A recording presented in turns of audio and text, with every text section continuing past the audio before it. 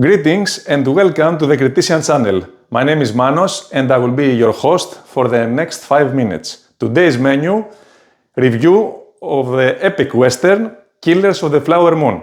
Shall we begin?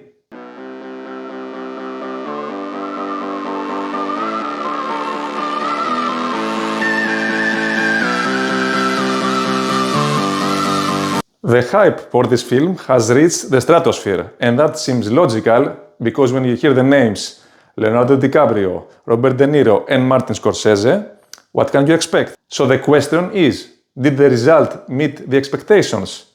Give me time, don't be hasty. Now let's see a few facts. Yes, I have to say that for a 3.5 hours movie, yes, this is the duration, the budget was a bit low, only $200 million.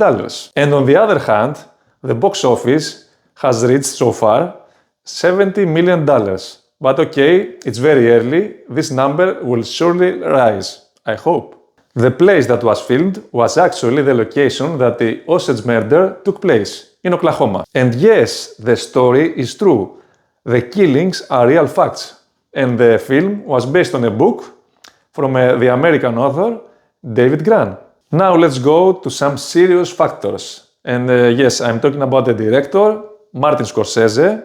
The 80-year-old is still punching, but is he still delivering what the people want to see? He remains bloody, but don't worry, it's not a spaghetti western. Now I'm going to remind you, in case you forgot, some of his best films. Taxi Driver, Goodfellas, Gangs of New York, The Departed, The Wolf of Wall Street, and his last film, The Irishman. I think you're covered. His two stars, De Niro and DiCaprio, don't need to hear big words from me. They are what you call, especially De Niro, living legends. I'm always excited to see them giving another great performance. DiCaprio has worked with Scorsese in 6 films and De Niro in 10. A lifetime of successful cooperation.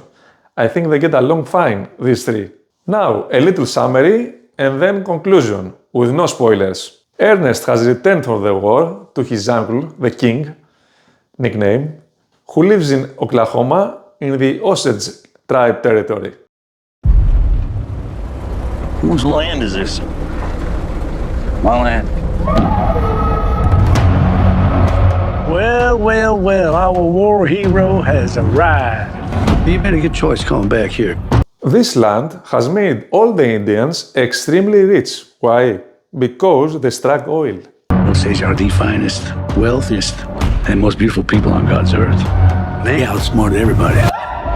They have the say who gets the oil. The white men that live there are trying to marry Indians in order to have claim on their property if they die. Son, I got a question. You like women? That's my weakness.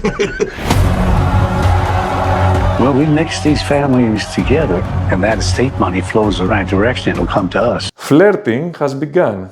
It's Leonardo we're talking. Shomikasi. That's how you are. I don't know what you said, but it must have been Indian for handsome devil. For no specific reason, little by little, the Indians start to lose their lives.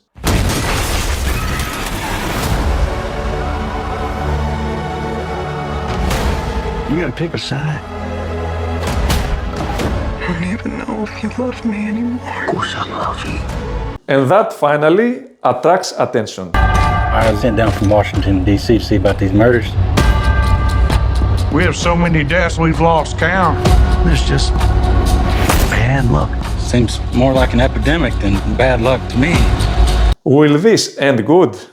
Take a good guess, because I said not spoilers, and I'll stick to my word. Did your wife say who she was most afraid of?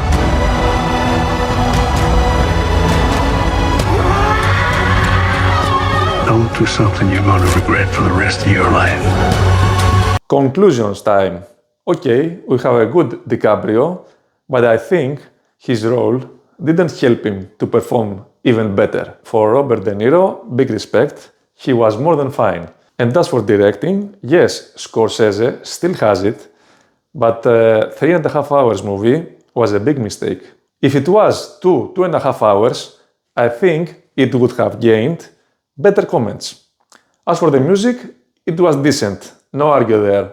Also, as far as the negatives concerned, Scorsese uses the same pattern. Lots of killings, mafia style, which grows a little tiring by the years. That's it for today. I hope you enjoyed today's episode. And also, if you like the material you're seeing on this channel, you can support it by clicking the subscribe button, the like button, and you can share the video. See you soon. Bye bye.